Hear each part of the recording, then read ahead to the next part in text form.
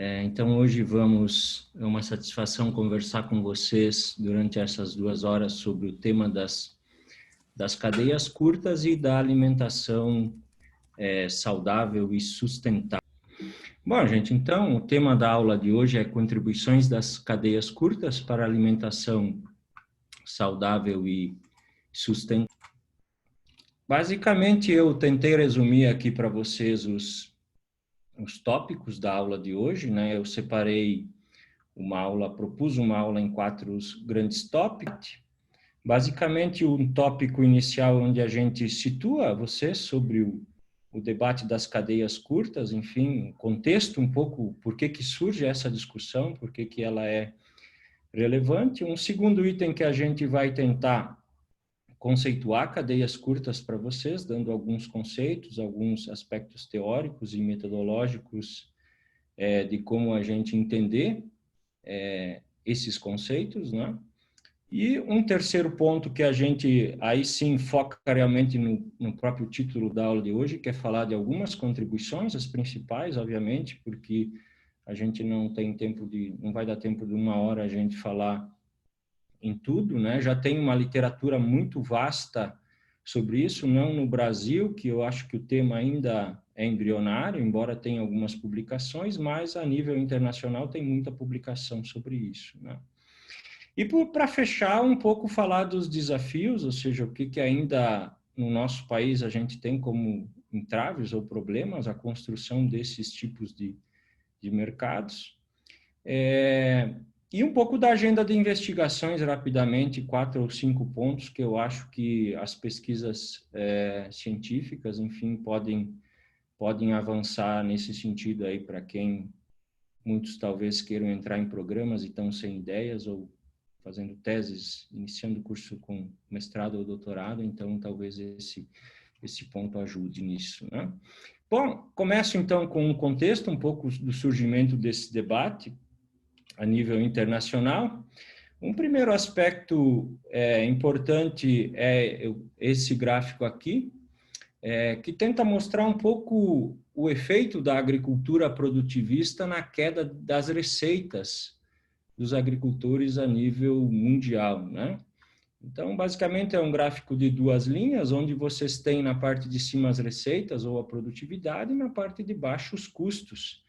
Então, a principal crítica que se faz à agricultura produtivista ou moderna é justamente o que se chama de squeeze, esse autor, o Plug, que eu gosto muito, que está traduzido aí como um aperto, ou seja, a linha de custo ela vai subindo tanto que ela quase encosta nas receitas. Então, a margem de rentabilidade das atividades da agricultura moderna, isso já tem vários estudos mostrando, inclusive no Brasil, é muito pequena a margem de lucratividade dos agricultores.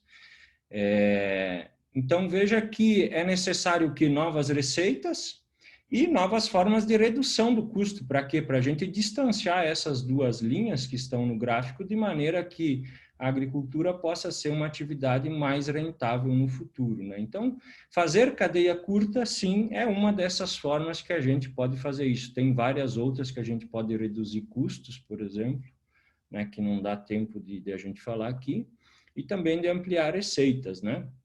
Mas a cadeia curta é uma dessas formas em função da eliminação dos intermediários que sugam, digamos assim, o valor agregado que ficaria com os agricultores. Então, é uma das formas, uma das alternativas nesse sentido. Então, uma das motivações para fazer cadeia curta, principalmente pelo lado dos agricultores, é demonstrado nesse gráfico, quer dizer, buscar um aumento das receitas na propriedade e ou redução de custos. As 2 estratégias são válidas, né? Bom, aí temos outros motivos que também levam a isso, né? O próprio uso intensivo de agrotóxicos pela agricultura moderna, já foi falado também nas outras aulas, né? A própria alimentação industrializada também, que aparece aqui no slide, quer dizer que causa em torno de 11 a 12 doenças alimentares não transmissíveis, então, sobretudo, a questão da obesidade hoje pega no Brasil e no mundo. No Brasil, mais de 60% das pessoas adultas já estão numa situação de obesidade, é muito por causa dos alimentos industrializados. No caso da Europa, influenciam essas outras duas fatores que eu coloquei aí muito, né?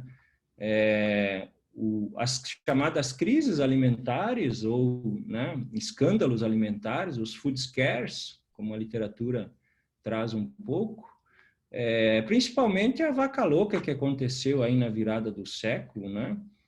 Chocou muitos os consumidores europeus em função desse escândalo, mas tiveram outros com dioxinas, com salmoneloses, com outros tipos de contaminação de alimentos e ligados a grandes criadores de animais ou ligados à própria grande indústria alimentar.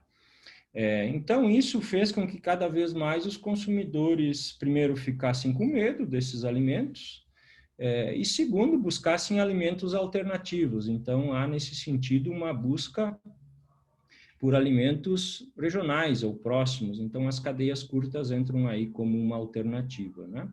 Também a literatura traz o chamado consumo híbrido, ou seja, a ideia é que os consumidores eles já não querem mais só o produto industrializado. Isso serve para alguns, serve para algumas ocasiões. Então, estava falando do consumo híbrido, ou seja, nem todos os consumidores querem comer os mesmos alimentos, a exemplo dos industrializados ou outros. Então, eles querem comer orgânicos, ecológicos, da agricultura integrada, enfim, outros alimentos. Então, esse é um motivo também que, do ponto de vista do consumo, imprime uma nova dinâmica na direção das cadeias curtas, né? Uma outra figura, essa aqui eu tentei mostrar que um outro motivo das cadeias curtas em função de tentar eliminar justamente a gente tem do lado de cima do slide aí que em torno no Brasil e no mundo, isso arredondando, obviamente, esses números não são exatos, né? É um tipo ideal, exacerbando os dados, digamos assim, né? Mas, na maioria no mundo, vejam que é consumidores, a grande bola que eu tentei fazer em cima aí do sistema agroalimentar, né? Embaixo temos 3 a 5% dos agricultores, obviamente no Brasil temos mais, mas nos países desenvolvidos é mais ou menos esse número, Estados Unidos, países europeus também, né? E vejo que aí no meio tu tem um número muito pequeno, de 1 a 2%, 3%, depende do país, a região, de os chamados impérios alimentares. Então, são o quê? Grandes e médias indústrias, atacados, grandes varejos, multinacionais, enfim, grandes empresas que trabalham com alimentos. Então, o grosso hoje do valor agregado dos sistemas agroalimentares justamente fica com esses 1 ou 2% aí, que são os intermediários nas cadeias produtivas a nível dos países, mas também a nível global, né? Então, vejam, fazer cadeia curta é justamente, dentro desse contexto aí, a gente tentar eliminar ou afastar esses intermediários e você fazer uma ligação direta entre consumidores e agricultores, ou vice-versa, né?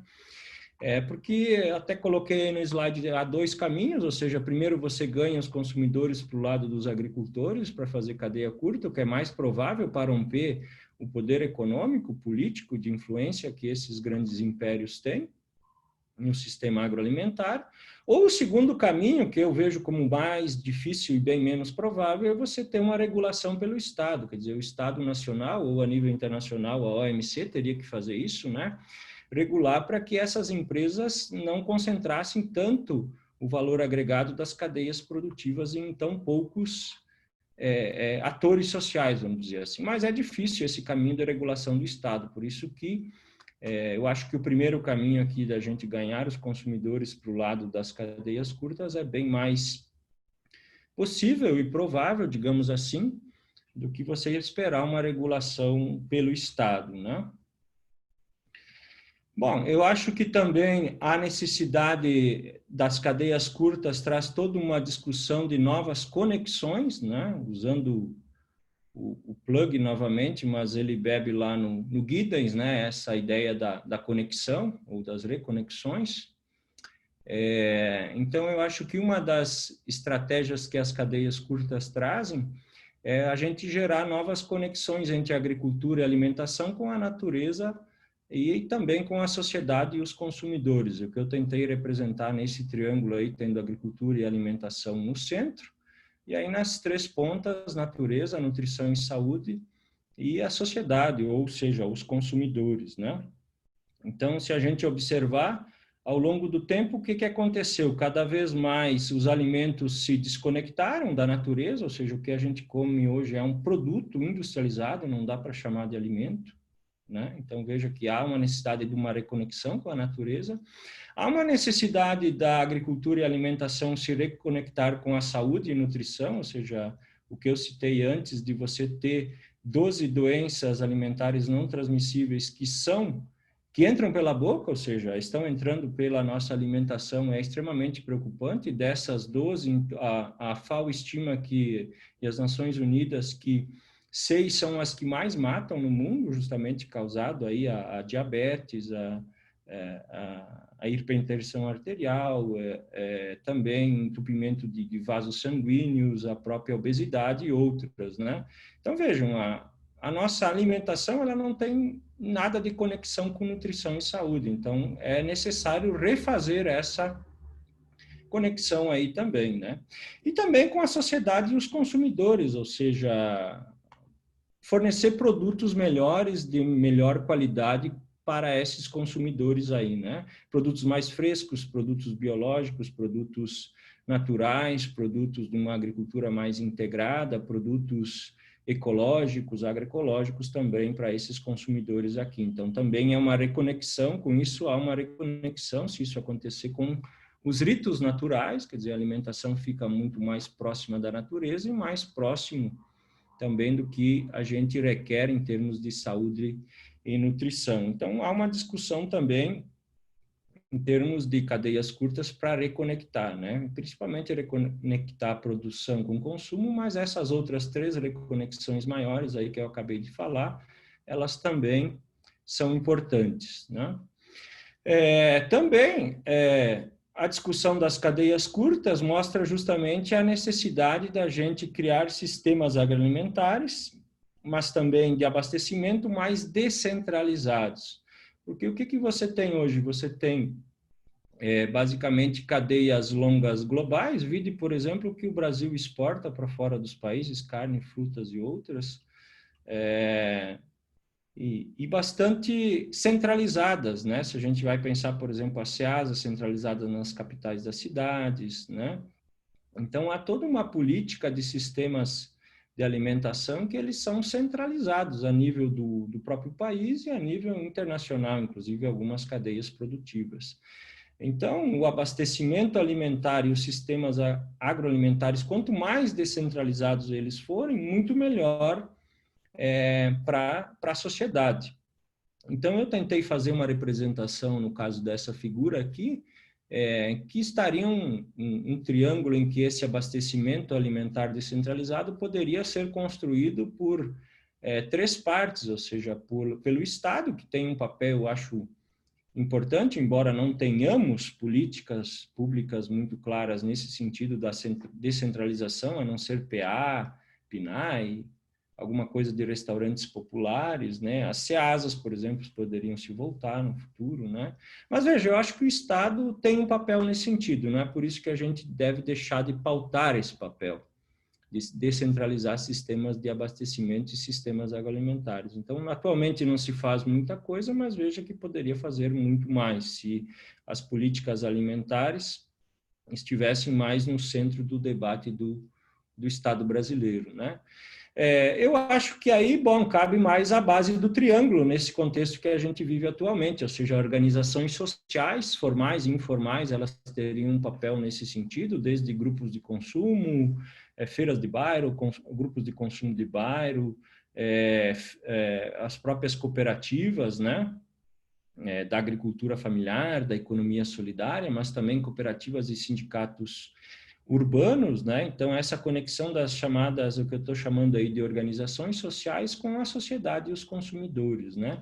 Existem algumas experiências no Brasil bastante exitosas de cooperativas da agricultura familiar e da economia solidária que conectam, ou associações, grupos informais que conectam com consumidores urbanos e principalmente com sindicatos de trabalhadores urbanos, metalúrgicos e outros. Então, veja que se a gente não tem o Estado que está em cima nesse slide aqui, desse triângulo que eu tentei representar nesse sentido, a descentralização, a gente pode trabalhar muito bem com as organizações da sociedade civil, rural e urbana, né, e os consumidores. Então, eu acho que tem um potencial aí bastante interessante para se pensar políticas e ações de construção de cadeias curtas, mesmo sem ter o Estado como um ator aí, digamos assim, importante nesse processo. Bom, então, esse é rapidamente o primeiro item, que quer dizer, trazer um pouco o contexto do debate. E agora a gente entra um pouco no conceito, nos conceitos e nas noções em torno das cadeias curtas, tá? Então, primeira coisa, a história importa. No sentido que eu quero dizer aqui é o quê? Que, bom, veja que cadeia curta agroalimentar, ou seja, tu encurtar a distância social e territorial dos alimentos, e veja, são cadeias curtas alimentares, não é cadeia curta de outro produto, então é dos alimentos.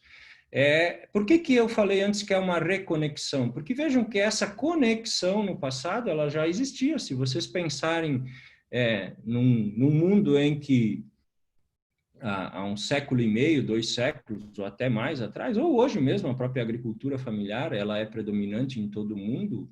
Os estudos da FAO lá em 2014, no Ano Internacional da Agricultura Familiar, demonstraram isso, mas antes disso era mais ainda, se a gente pensar em sociedades camponesas, quem é que abastecia pequenos borgos, pequenos castelos, fortalezas, pequenas vilas, povoados que depois se tornaram nas grandes cidades pela Europa e outras partes do mundo? Se a gente vai pensar, era o quê? São os camponeses, e são figuras como essas que vocês veem em filme, mas veem também aí, se estudar a história da agricultura, quer dizer, via feiras, via outros pequenos mercados, venda de artesanatos e outros produtos, que abasteciam esses pequenos locais que eu falei, que depois se transformaram em grandes cidades.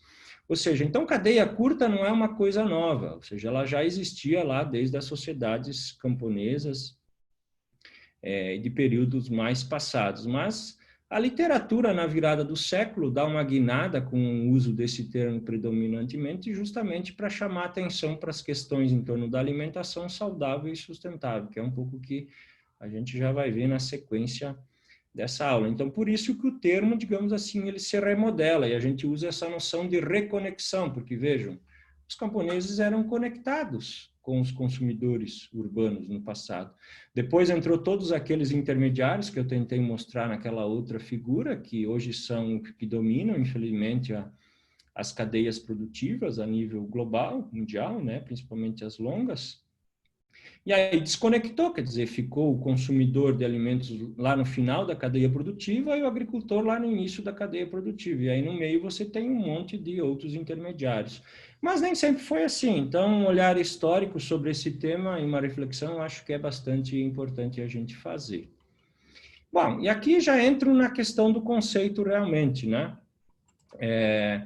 Então, vejam que a ideia de fazer cadeias curtas, a gente tem várias noções implicadas que eu tentei mostrar nesse slide, mas principalmente 2 aspectos são centrais na conceituação do que é uma cadeia curta. Quer dizer, você tem esses 2 aspectos aí, a proximidade social, ou seja, quando atores sociais, principalmente consumidores e agricultores, mas podendo ter outros, entram numa cadeia de valor para transacionar alimentos e essa cadeia curta, geralmente o que acontece é que eles compartilham vários valores sociais. Então, eu diria que essa é a grande fortaleza do conceito de cadeias curtas, é quando os atores sociais têm valores sociais compartilhados. E qual é que são esses valores? A confiança, a compra frequente, você conhecer a origem do produto, conhecer o agricultor, a sua família, como é que é o processo de produção, o agricultor saber que o consumidor também divide esses valores e se preocupa, por exemplo, com sustentabilidade, com consumo reflexivo, com bem-estar animal, com desenvolvimento local e da economia local, que quer cooperar com os agricultores, né, que é solidário. Enfim, são esses tipos de valores que a gente diz que numa cadeia curta deve estar envolvido, né? Então, isso se chama, esse conjunto de valores, que eu falei alguns, não falei todos os que a literatura menciona, tentei representar alguns nesse slide. a gente chama de proximidade social. Tá? Então, isso eu diria que é o mais importante no conceito das cadeias curtas. Mas há também a proximidade espacial, ou seja, os alimentos, a ideia é que os alimentos têm que percorrer de pequenas a médias distâncias, e não longas distâncias, como nas cadeias longas, quer dizer, que um alimento sai do Brasil e vai lá para a Rússia, quer dizer, do outro lado do mundo, por exemplo, a carne suína, né? Então, vejam, se a gente fosse colocar quantos quilômetros ou quantas milhas alimentares teria essa carne suína aqui do sul do Brasil, principalmente, que é produzida e vai lá para a Rússia ou para os outros mercados europeus, vejam que daria várias milhas ou quilômetros alimentares, né? Então, quer dizer, a cadeia curta é você tentar encurtar essas distâncias espaciais e sociais, tá? Resumidamente, é isso. Bom, a pergunta que às vezes as pessoas fazem é, mas eu posso ter a circulação dentro de uma cidade e a cadeia não ser curta? Sim, pode sim. Por quê? Porque vejo que nesse caso você tem uma proximidade espacial, talvez, ela circulou apenas alguns quilômetros dentro de uma cidade, um alimento. Mas, às vezes, aquele alimento saiu lá do agricultor, foi para a cooperativa, foi para um atacado, que vendeu para um intermediário, que vendeu para um varejista, e que daí vai chegar lá no consumidor final. Ou seja, vejam quantos elos que tem essa cadeia aí. Vários, né? Quer dizer, então ela já não é mais uma cadeia curta. Há um monte de intermediário aí que estão ganhando, comprando esse produto e revendendo até chegar no consumidor final lá num preço bastante aviltado. Então, vejam que o produto pode circular dentro do município e não ser cadeia curta, né?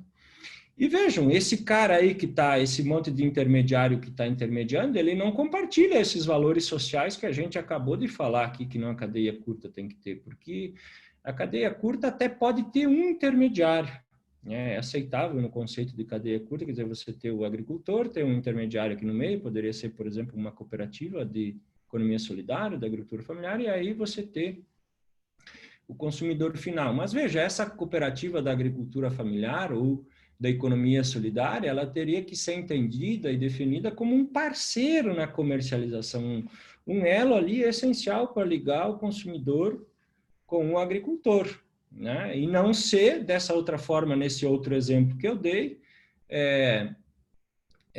digamos assim, um intermediário que está aí para sugar o valor, né? Quer dizer, ele vai tentar apertar a margem de lucro de venda do agricultor para ele lucrar e vai tentar cobrar mais do agricultor. Então, veja, é um aproveitador, o que na literatura aí da economia rural a gente chamaria de um agente intermediário especulador, quer dizer, ele só quer ganhar ali, ele é especulativo ali no meio, ele não quer ajudar consumidores e agricultores a se aproximar, ele também não tem nenhum desses valores, alguns que eu já citei anteriormente, né? Por exemplo, preocupado com a sustentabilidade do planeta, do processo produtivo, ou a qualidade que o alimento está chegando para o consumidor. Ele não tem esse tipo de preocupação. Então, veja que não dá para a gente aceitar nesse caso que seja, nesse exemplo que eu dei, considerado uma cadeia curta, tá? Vocês acham outros nomes na literatura, tá, pessoal? Circuitos curtos de produção-consumo, venda direta, fileira curta, enfim, né? Tem vários outros nomes. Mas um nome que realmente ficou e que marcou e que a literatura, digamos assim, predominante nessa área e que tem muita influência desse artigo aqui que eu cito embaixo aí, do Rentin e do Marsden, é justamente essa ideia de cadeia curta alimentar ou agroalimentar. Esse é o conceito, digamos assim, que ficou um pouco consagrado nessa discussão aí, ok? Bom, tem uma diferença também, então, que eu falei, cadeia curta se aceita até o intermediário desde que ele seja parceiro e compartilhe esses valores que a gente acabou de falar aí, né? A literatura francesa usa muito também fazer uma diferenciação da venda direta com a cadeia curta. Eles dizem que, é só um comentário à parte, tá? Que no caso da venda direta você não tem esse intermediário que na cadeia curta você tenha. Então, enfim, é uma pequena diferenciação que a literatura mais de cunho francesa faz nesse sentido aí, tá?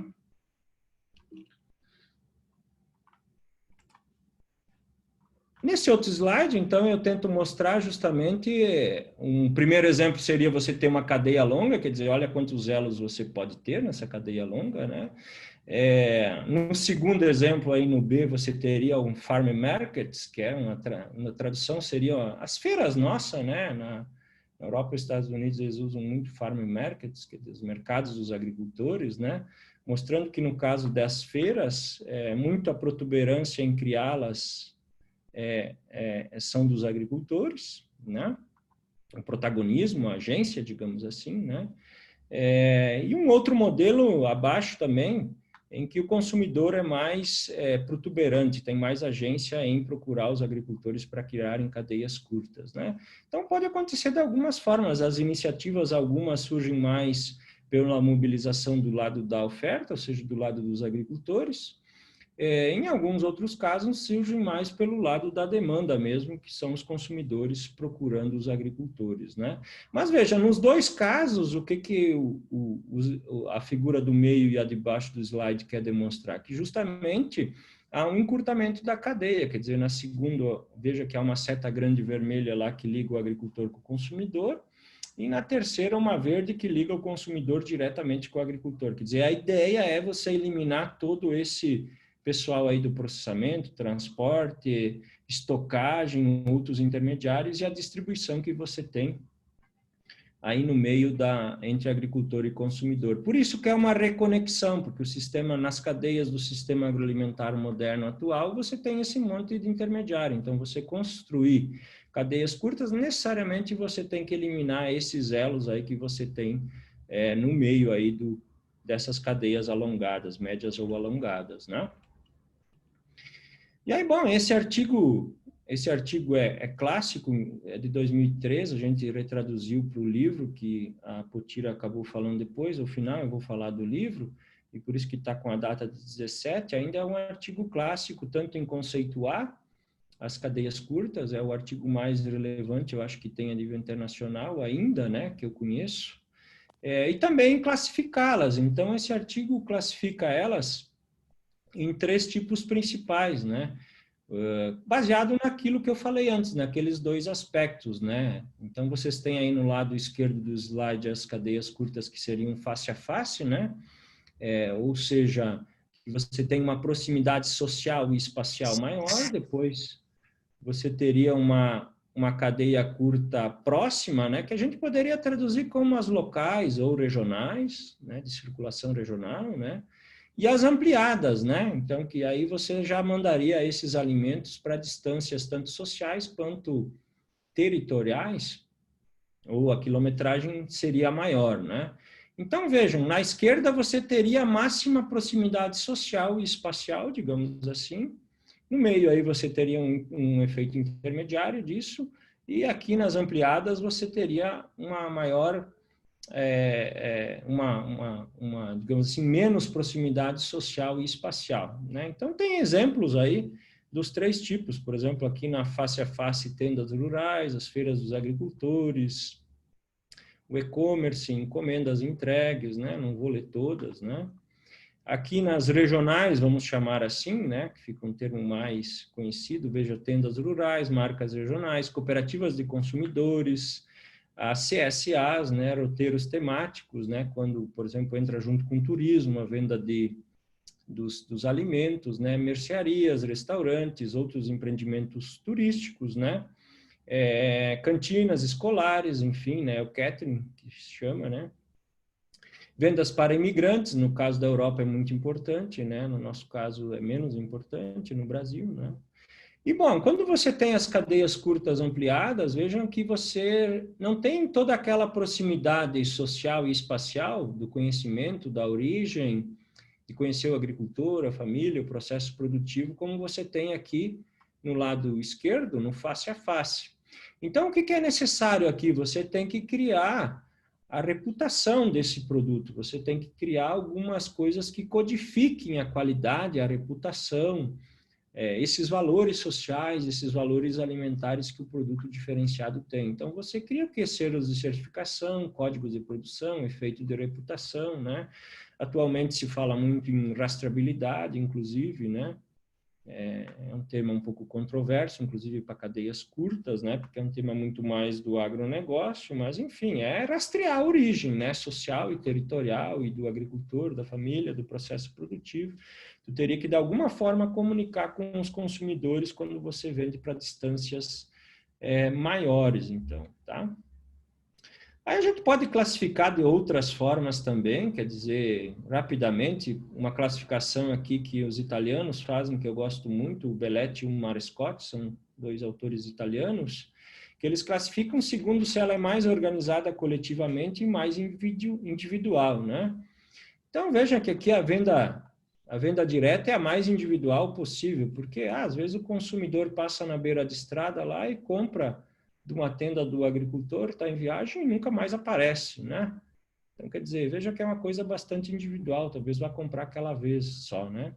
Enquanto que você tem as CSAs e os grupos de consumo organizado de agricultores com consumidores, né? Esses dois tipos aqui você tem como a mais coletiva, ou seja, que tanto agricultores quanto consumidores se envolvem na sua elaboração, digamos assim, na sua construção social dessas cadeias curtas, né? Então, uma outra classificação que a gente pode fazer é desse ponto de vista aí, dela ser mais organizada coletivamente ou individualmente.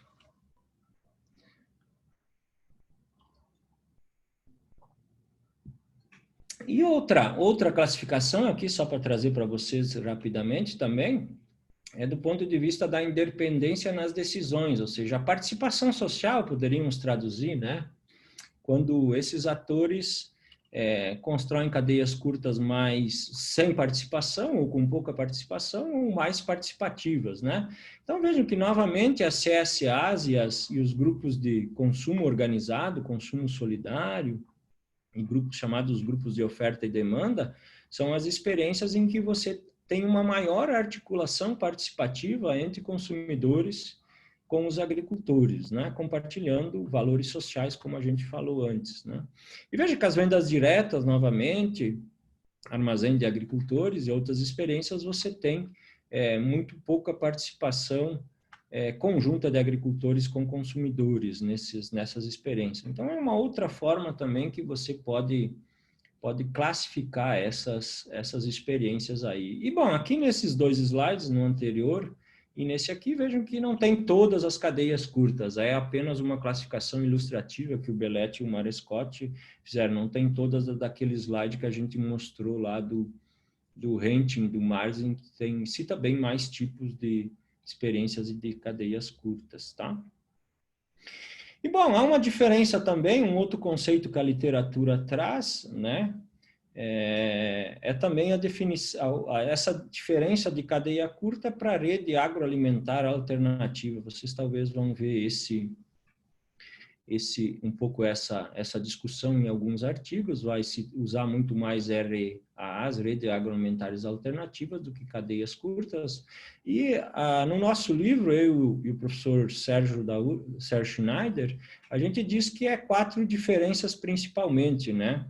Que tem, primeiro, as RAAs elas seriam mais alternativas ao modelo dominante e moderno de circulação de alimentos, ou seja, alternativas às cadeias longas, para ser claro, né? Também seriam enraizadas em territórios, em culturas, tradições alimentares específicas desses territórios. Buscam também a inclusão de agricultores familiares e consumidores excluídos do sistema agroalimentar hegemônico, então elas têm uma pegada de inclusão social, digamos assim, né? E, por fim, elas buscam a sustentabilidade ambiental, né? Não quer dizer que isso que está aqui, que a gente escreveu para as redes agroalimentares alternativas, as cadeias curtas também não tenham. Por exemplo, tem várias cadeias curtas que têm sustentabilidade, outras trabalham com alimentos talvez menos sustentáveis, enfim, algumas são mais inclusivas, outras mais trabalham com agricultores em tamanho talvez não tão pobre, tão vulneráveis, né? Mas tem também essa pegada. Isso não quer dizer que, porque a gente disse que essas características são das redes agroalimentares alternativas, que não sejam das cadeias curtas. Mas é importante mencionar essa pequena diferença. Mas o termo realmente que tem se consagrado é cadeia curta, não são muita da literatura que usa redes agroalimentares alternativas, tá? E, bom, aqui já entro no terceiro ponto, que eu acho que é o mais interessante, os dois últimos da discussão, porque aqui nesse terceiro realmente a gente vai trabalhar um pouco a contribuição das cadeias curtas, então, para a alimentação saudável e sustentável, né? Eu acho que duas primeiras perguntas que a gente tem que se fazer sempre é essas duas que eu tentei colocar aí, né? Quer dizer, aqui esse gráfico é uma tipologia dos mercados feita pelo professor Schneider, no livro deles e da Flávia Charão e do Conterato lá de 2016, sobre mercados na agricultura familiar. Então, eu acho que uma primeira coisa que a gente tem que discutir quando a gente fala cadeia curta é que mercado queremos construir, no caso, né?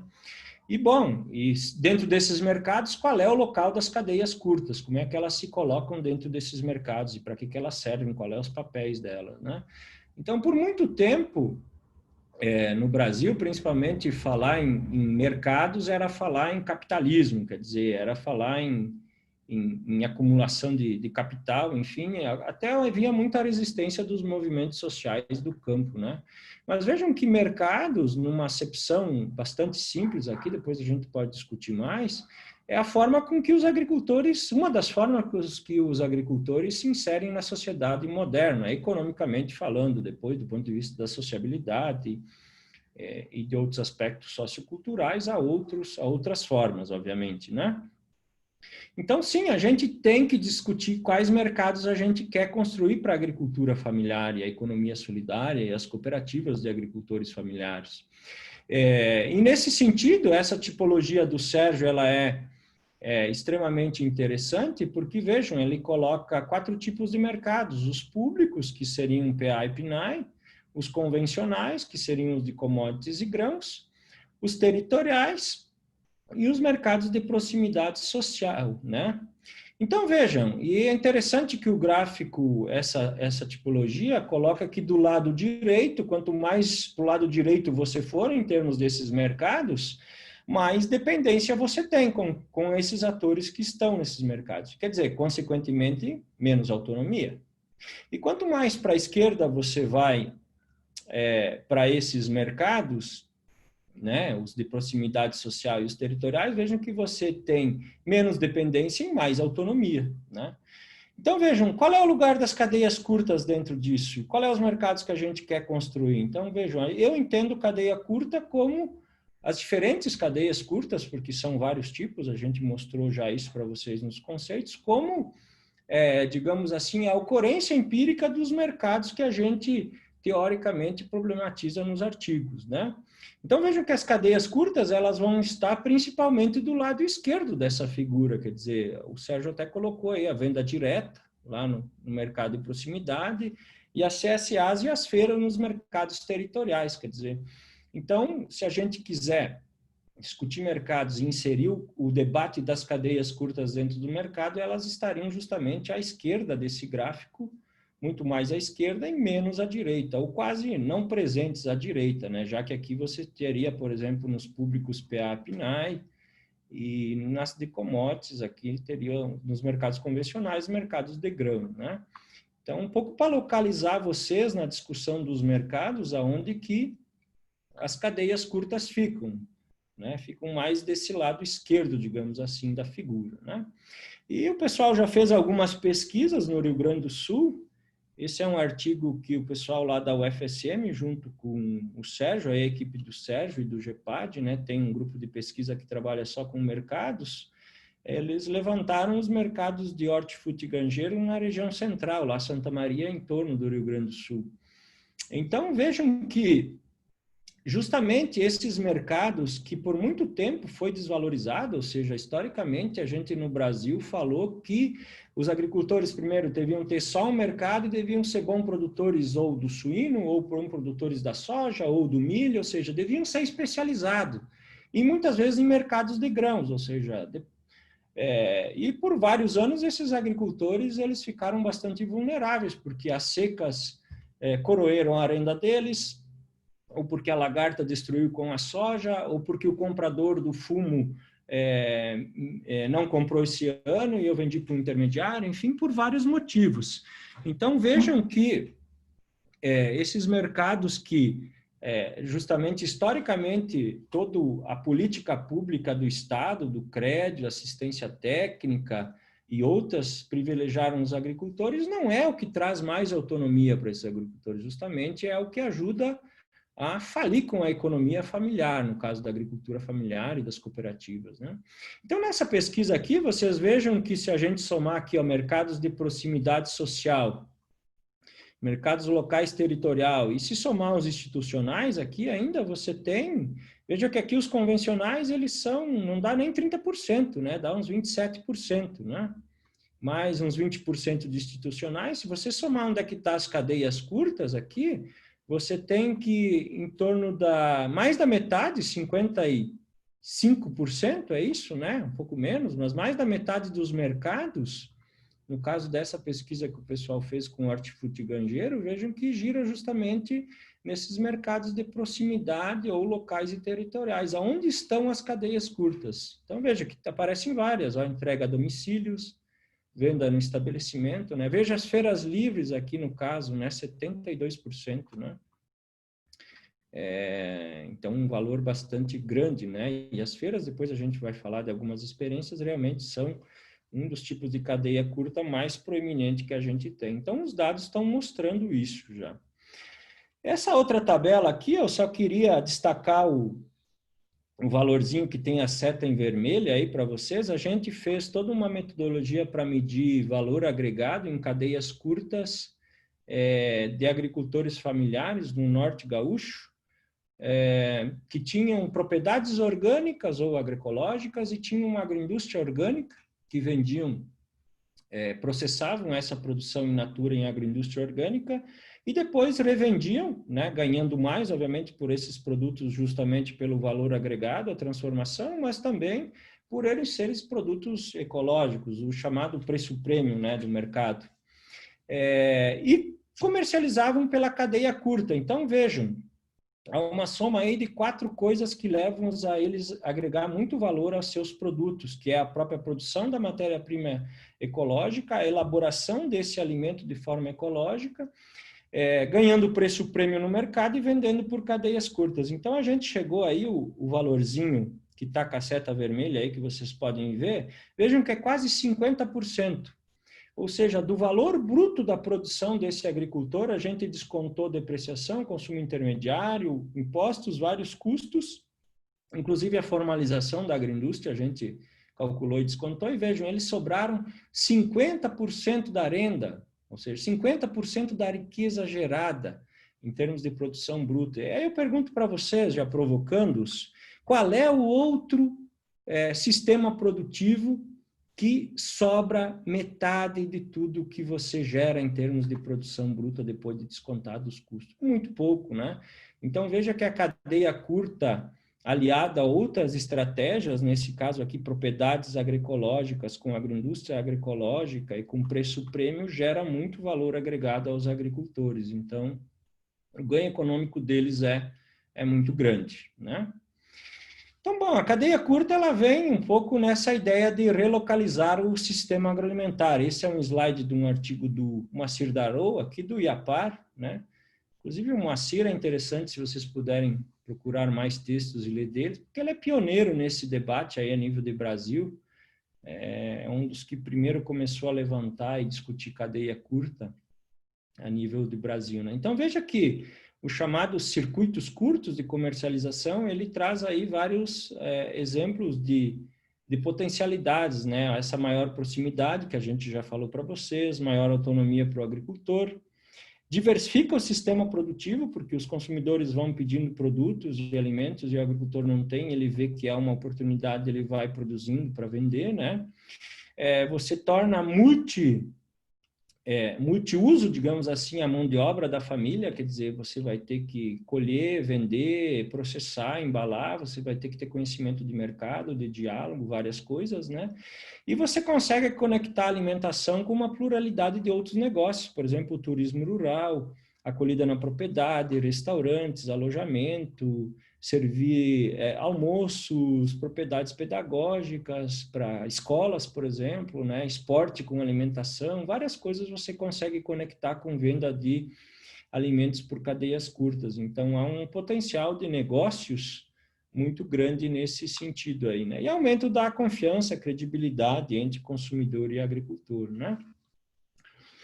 No caso europeu, esse artigo que eu citei antes lá para conceituar as cadeias curtas, do Marsden e Durante, eles já mostram, eles pesquisam as cadeias curtas em 9 países, os principais 9, lá do início lá da União Europeia, e eles chegam à conclusão de quase 1/3 do sistema agroalimentar já vende alimentação por essa via, quer dizer, somando cadeia curta com orgânicos, com produtos com indicação geográfica e denominação de origem, se fizer a soma lá no artigo que eles publicaram, quer dizer, já é 1/3. Então, vejam, já é um sistema agroalimentar bastante localizado, 1/3. E esse artigo é de 2003, né? Então, vejam, isso continuou, a gente conhece, conversa, tem conhecidos e relações com o pessoal europeu, isso continuou se disseminando, grupos de consumos e várias outras estratégias de cadeias curtas. Então, provavelmente seja bem mais localizado hoje essas cadeias curtas no caso europeu, né? E aqui, só por curiosidade, vejam, é um site de uma propriedade agrícola italiana, né? A gente fez um sanduíche na Itália, então conheci um pouco essas experiências durante o doutoramento. A Zenda Agrícola Bacinotti. Vejam, então, esse site da propriedade, a agricultora vende lá os seus queijos de ovelhas, né? E na Toscana circula muito, né? Eu comecei a fazer um levantamento quando eu estava lá, cheguei a mais de 300 tipos e parei, porque acho que tinha bem mais, né? Então, veja, curiosidade, no Brasil a gente não tem isso ainda, né? Nem empresas, nem as cooperativas, às vezes, da agricultura familiar e associação não tem um site desses, né? Então, vejam que lá os agricultores, eles estão mais organizados, inclusive para esse e-commerce, né? Ou comércio eletrônico aí, né? Então, interessante nesse sentido que a gente tem um grande potencial da internet para explorar no meio rural e via cooperativas, né, da agricultura familiar, nesse sentido ainda no Brasil, que está um pouco esquecido, né? E aqui falar um pouco das experiências europeias também que a gente viu nesse período. Uma experiência, na verdade, esse é uma região, então, da Toscana, que o agricultor vendia leite cru, né?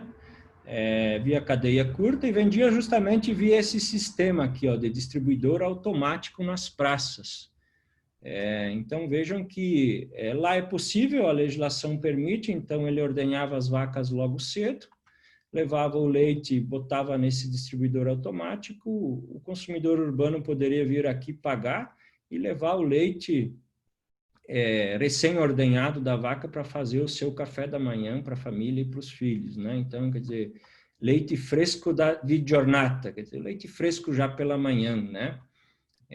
Obviamente, lá depois a gente pode discutir como é que circula o leite cru, a legislação permite, mas eles têm um controle também sanitário aí para os veterinários e outros que vão perguntar depois, muito grande das vacas. Então, por isso que isso é possível, né?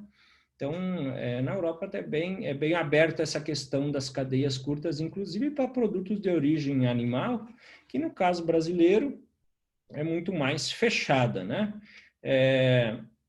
E, bom, tem lá o Slow Food também, que não botei aqui em nenhum slide, mas organiza muitas feiras e outras formas de venda e evento e festas por produtos. Eles fazem lá a festa do morango, de várias coisas que eles têm lá, né?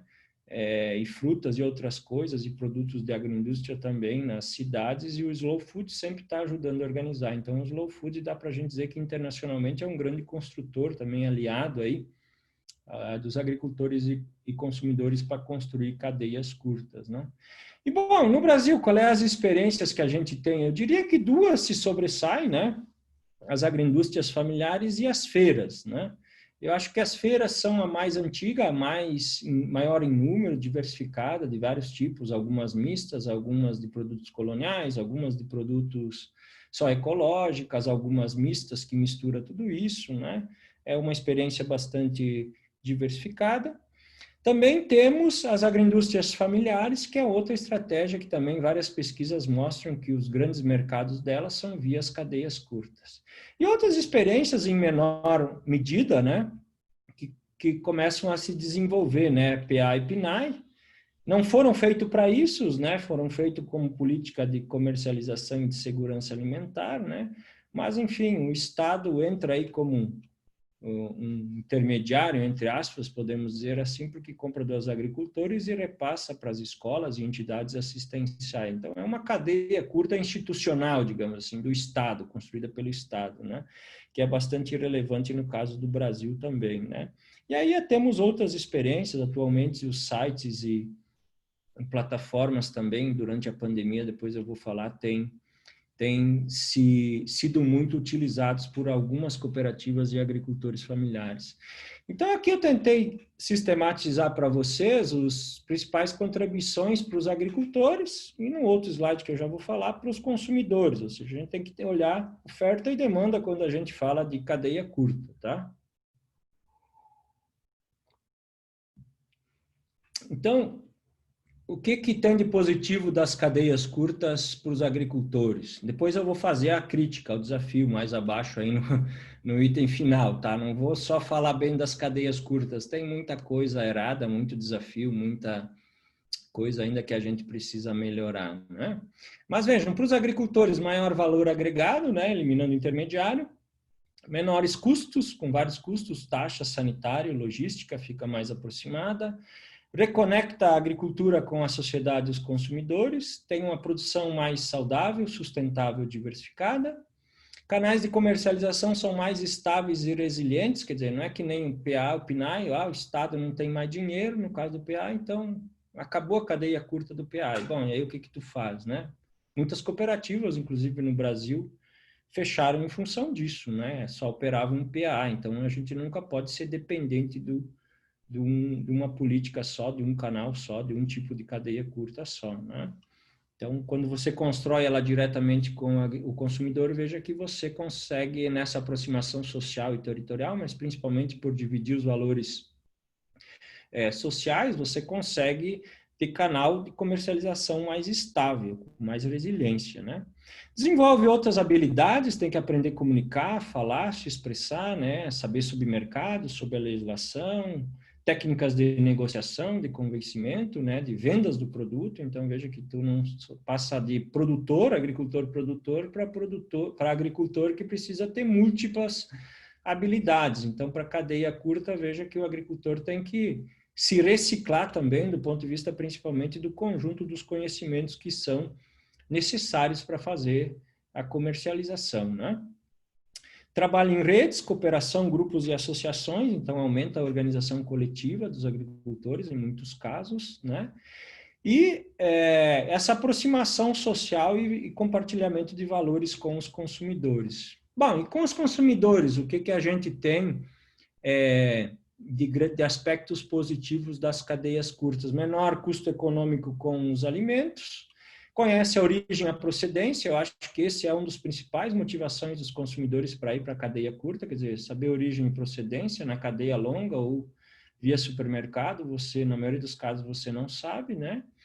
Eles ajudam a suportar a economia e o desenvolvimento local e regional, né? Em alguns casos, ajudam na educação da família e dos filhos, por exemplo, nas tipos de cadeias curtas, tipo CSA, Colhe e Pague, e outras que a família vai em coletivo na casa do agricultor, né? Buscar o alimento. Então, há todo um aprendizado sobre alimentação, sobre natureza, solo e outras coisas que as crianças, eu acho, oferem, e isso é um legado muito importante e interessante para o futuro deles, né?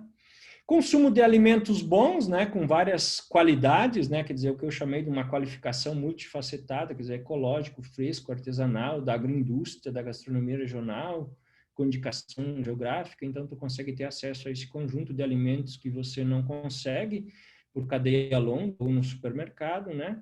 Consegue fazer valer seus objetivos aos consumidores mais politizados, né, que o Maicon já abordou, né, na aula dele, que tem aspectos politizados por éticos, sociais, ambientais e outros por detrás da sua escolha, da compra em se alimentar, né?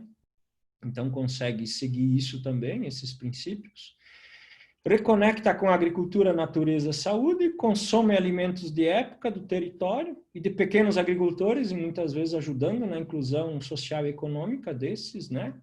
E consegue construir dietas sustentáveis. Então, esse último ponto eu acho que vai, no futuro, quando as pessoas começarem, principalmente os consumidores, a entender melhor o que é uma dieta sustentável, eu acho que essa discussão das dietas sustentáveis, ela tende a lançar muito água no moinho da cadeia curta, em função de que dos aspectos do conceito de dietas sustentáveis é justamente você comprar local dos agricultores, comprar sustentável, observar, veja, o meio ambiente, a nutrição, né? A saúde, aspectos éticos, mas também suportar cadeias e economia local. Então, eu acho que essa discussão tem tudo a ver com cadeia curta. Eu acho que no futuro essa discussão vai ajudar muito nessa ideia de construção de cadeias curtas também, né? E aqui só tirei uma fala da comissão Lancet, que é um dos principais relatórios que saiu ano passado sobre dietas sustentáveis, que justamente eles afirmam isso, né? Ou seja, que essa mudança das dietas até fazendo uma previsão futura, né? Até 2050 tende a justamente colocar mais ênfase no consumo de frutas, vegetais, nozes, legumes, né? E diminuir principalmente o açúcar, né? E, bom, citam a carne vermelha também aí, né? Então, quer dizer, uma dieta rica nesses alimentos e que propicie, veja, origem, saúde e preocupação com o meio ambiente. Eu acho que isso tem tudo a ver com cadeia curta também, essa questão de buscar esses alimentos diferenciados, sustentáveis, que geram saúde, enfim, com a origem, saber a origem, né?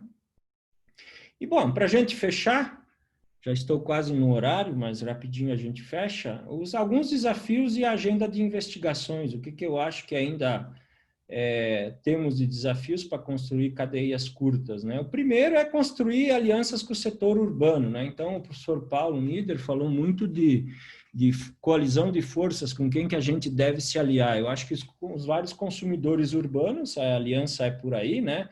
E qual é o projeto? O projeto é alimentar e da sustentabilidade, quer dizer, que tenha o meio ambiente, mas que tenha um projeto alimentar no centro das discussões. Eu acho que esse é uma coisa que a gente consegue mobilizar e sensibilizar vários setores urbanos, né? Também o Goodman tem feito uma crítica à deselitização do consumo, ou seja, ele tem criticado muito em vários artigos que muitas vezes esses alimentos das cadeias curtas, saudáveis e tal, até mais caro no caso de alguns orgânicos que circulam, enfim, e melhores têm ido para as elites, quer dizer, para a classe média e alta, e não para a população mais pobre, ou seja, temos que democratizar as cadeias curtas, então eu acho que ele tem razão, né?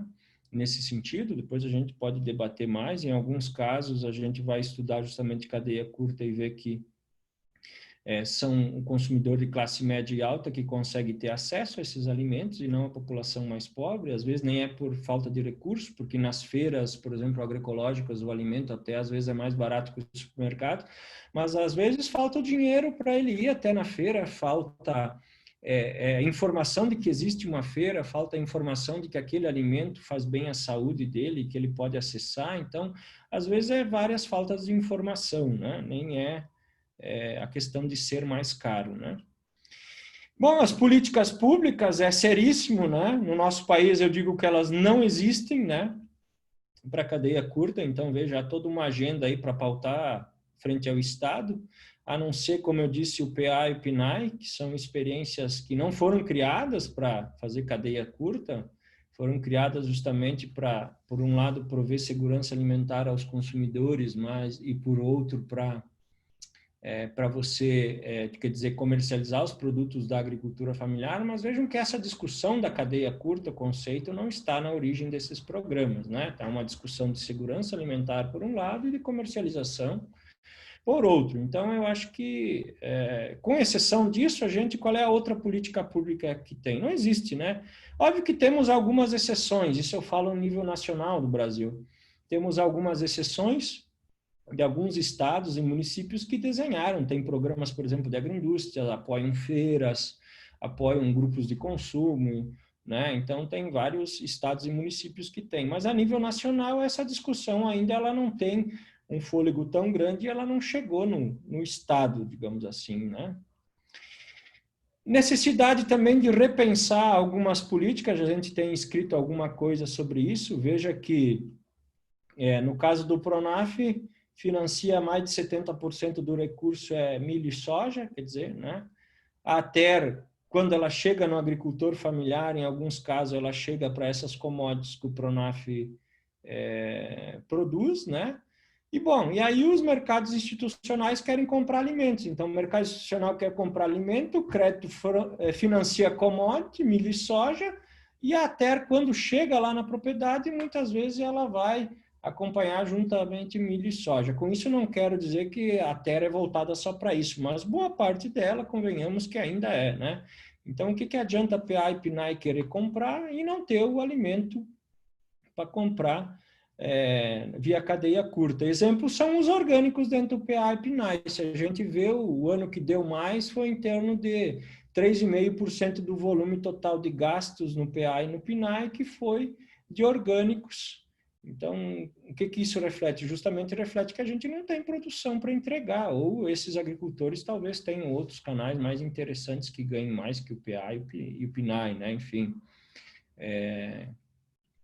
Bom, e vejam, não há estatística oficial no Brasil sobre cadeia curta, então o censo ele poderia fazer uma pergunta que poderia ter no censo veja, que canal de comercialização você usa para comercializar a tua produção? Uma perguntinha só, a gente teria estatística sobre isso. Então, a venda direta, vendo para intermediário, vendo para cooperativa, vendo não sei para onde. Então, a gente não tem isso. Então, a gente não consegue saber, quer dizer, na Europa tem estudos que mostram que já mais de 1/3 do sistema agroalimentar é localizado, e no Brasil a gente não tem estatística nenhuma, né? Então, infelizmente, a estatística também teria que evoluir, né?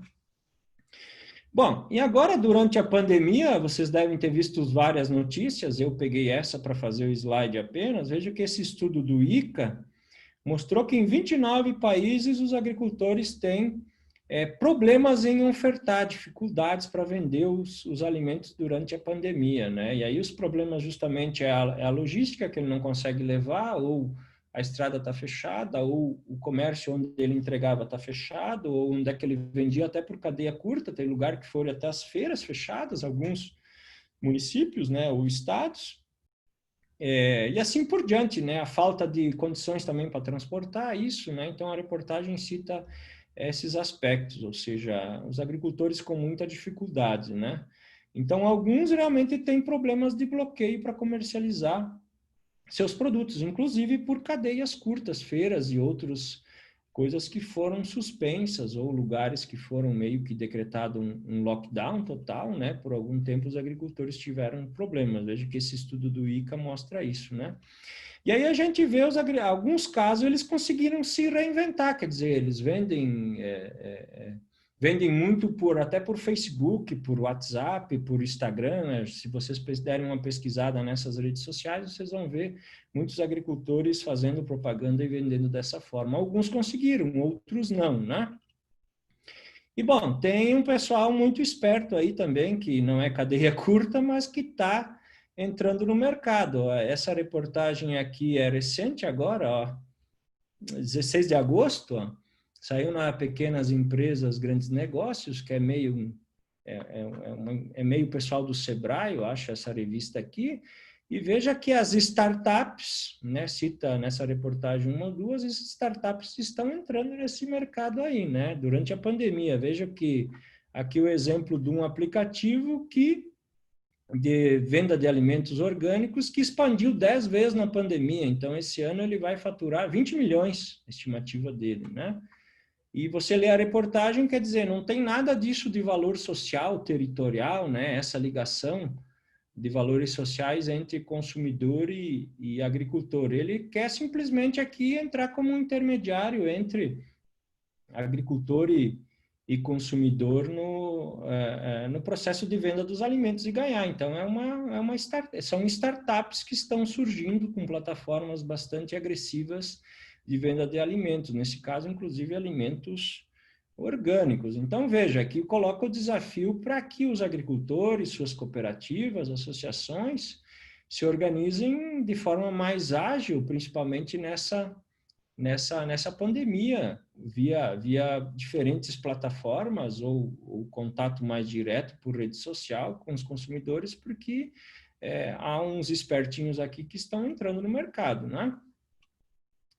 Em alguns casos tem acontecido, que eu estou chamando aí de reinvenção dos mercados e cadeias curtas da agricultura familiar, o pessoal tem conseguido. Esse aqui é uma plataforma Alimento de Origem, lá do Norte Gaúcho, por exemplo, que vende produtos da agricultura familiar e das agroindústrias, né? Então, é interessante que eles conseguiram se reinventar durante a pandemia e essa plataforma aqui vende regionalmente lá no Norte Gaúcho, com 2 cooperativas fornecendo os alimentos para vários municípios lá regionalmente. Então, é o que a gente está chamando de reinvenção dos mercados e cadeias curtas da agricultura familiar. Eu estou fazendo uma pesquisa agora, está no início, inclusive, né? Quer dizer, está na metade, mais ou menos, da análise dos dados, e interessante, sobre justamente isso, sites e plataformas que estão comercializando alimentos da agricultura familiar.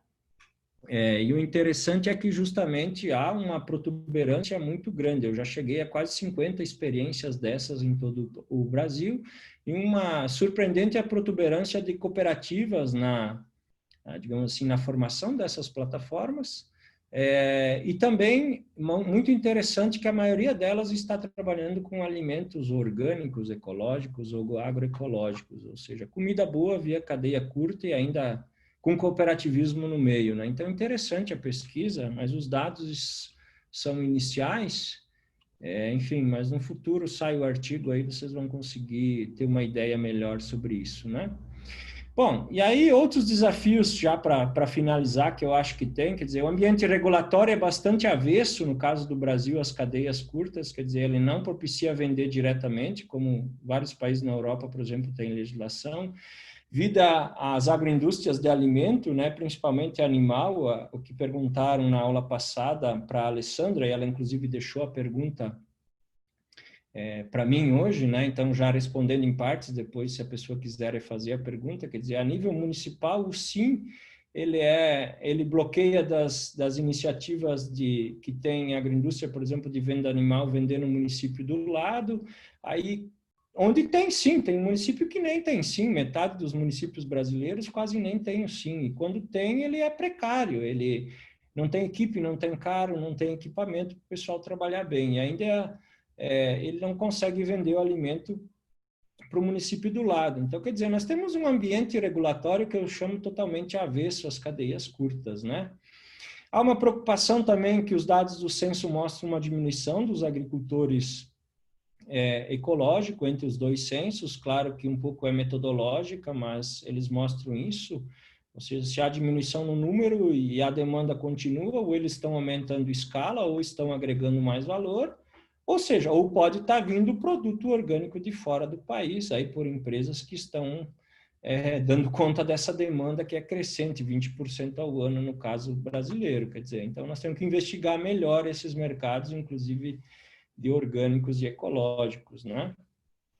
Eu acho que a gente ainda tem que melhorar o que alguns autores como o Brunori chama de criar capital social nas experiências. Nós temos experiências em que as pessoas só querem comprar o alimento porque é melhor, preocupado com sua saúde, ou porque o preço é menor, mas nós ainda em várias cadeias curtas não temos aqueles valores sociais realmente compartilhados, né? Então, eu acho que nós temos muito que evoluir nisso, né? E também temos muito, eu acho que inovar em tipos de produto para oferecer nas cadeias curtas, em processos produtivos, diversificação de linha de alimento, né? De acordo, obviamente, sempre com a gastronomia, a cultura e os pratos típicos locais, tá?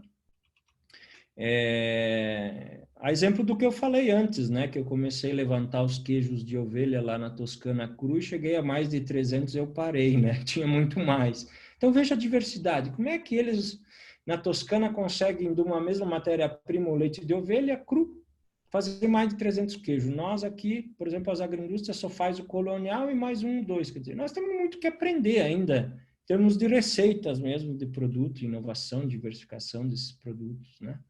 Bom, e para realmente terminar, o que é de agenda de pesquisa, o que eu acho que dá para aprofundar ainda em termos de cadeia curta? Pesquisar mais os consumidores, tem muito estudo de cadeia curta, às vezes olhando só o lado do agricultor, quer dizer, tem que olhar os dois lados, né? O bom é que os estudos de cadeia curta pegam a oferta e pegam a demanda, né? Mas principalmente entender melhor esse consumidor e o que ele quer para comprar os alimentos da agricultura familiar via cadeia curta e das cooperativas, né? Compreender melhor as estratégias de qualificação que circulam, né? Quer dizer, não tem quase pesquisa que mostra que qualificação que tem esses mercados de cadeias curtas, no caso brasileiro. Está tudo ainda para a gente fazer, né? Então, eu acho que dá para avançar nisso, né?